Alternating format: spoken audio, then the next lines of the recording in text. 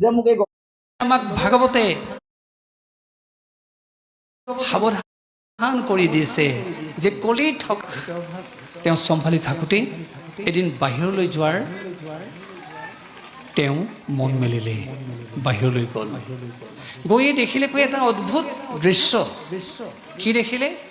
এটা ষাঁড় গৰু এজন মানুহে উধাই মুধাই প্ৰহাৰ কৰি আছে। তেওঁৰ কৌতূহল জাগিলে, ওচৰলৈ গ'ল আৰু দেখিলে প্ৰহাৰ কৰাই নহয়, ষাঁড় গৰুটোৰ ইতিমধ্যে দেৱতাৰ কাৰণে যে হোম কৰিব সেয়া দেৱযজ্ঞ। ভূত মানে প্ৰাণী, বিভিন্ন ঘৰচীয়া প্ৰাণীক যেতিয়া আহাৰ যোগান ধৰিব সেয়া ভূতযজ্ঞ।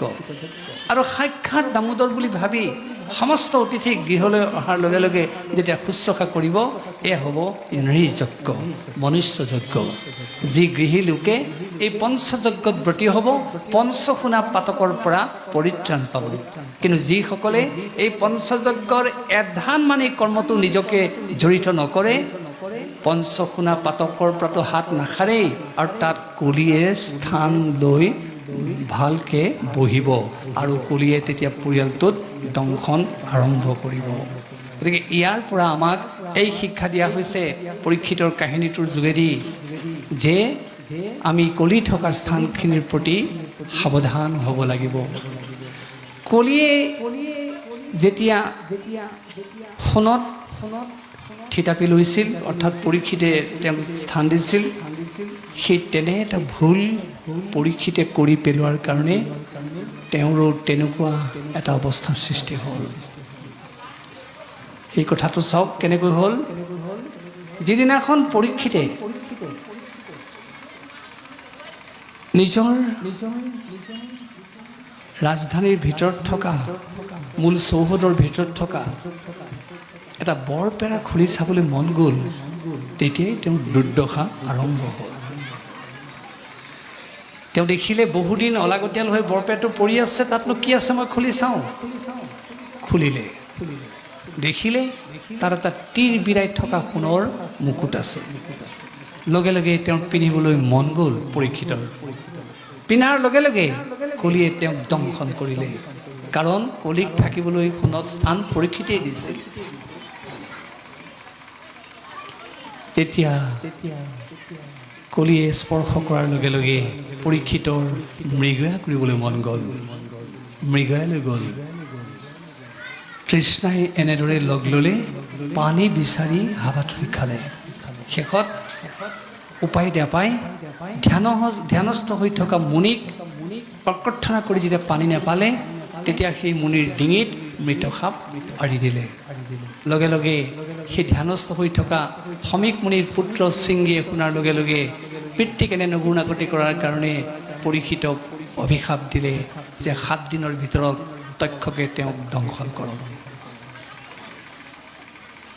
সেই অভিশাপ মূৰত লৈ পৰীক্ষিত ৰাজ্যলৈ ঘূৰি আহি লাহেকৈ মুকুটটো খুলি থোৱাৰ লগে লগে তেওঁৰ হিতাহিত জ্ঞান আৰম্ভ হ'ল, বিচাৰ আৰম্ভ হ'ল। তেওঁ নিজে অনুতপ্ত হ'ল, সঁচা কলিক মই থাকিবলৈ স্থান দিয়াৰ কাৰণে সোণৰ মাজত কলি আজি ওলোটাই মোক দংশন কৰিলে, ভুলটো মোৰ।